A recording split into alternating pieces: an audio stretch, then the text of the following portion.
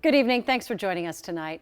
For the first time since his election night defeat, Governor Tim Walz is back in Minnesota and addressing the state. Late this afternoon, Walz spoke about what he has planned for the rest of his term and the lessons he learned on the campaign trail. John Crowan joins us now live at Eagan High School, where the governor's address was today. John?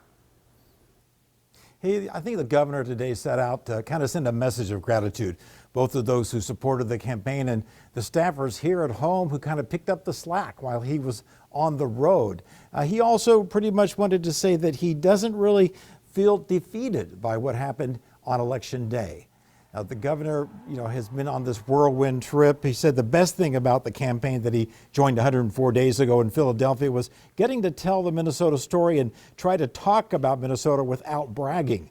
He said he understands his fellow Democrats are kind of shell-shocked, but that he himself has never felt better about launching the next chapter of what he calls the fight to protect what the DFL has accomplished here in the last 2 years, and that includes abortion rights and advancing the rights of immigrants. The first person we heard from today, though, was First Lady Gwen Walz. And losing stings. Yes.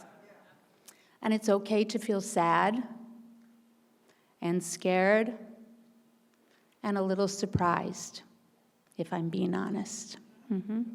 I think we ought to swallow, and this is me in this as I'm speaking about myself, swallow a little bit of pride and look a little harder to find common ground with our neighbors who didn't vote like we did in this election.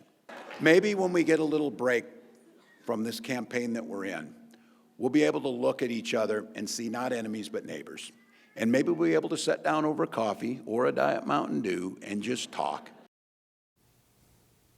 Now, you heard what the governor said at the top of the show. He said that he loves this job and he's not done fighting. So read into that what you want. Maybe it means he's definitely going to stay around for the rest of his second term, or maybe it means something about a third term. I guess you can decide what that means. But basically, this crowd today was just, party faithful, people that worked on the campaign, regular voters, and that members of his cabinet. Attorney General Keith Ellison was also here, and State Auditor Judy Blaha. So the Democrat faithful came here to welcome back Governor Tim Walz. Back to you.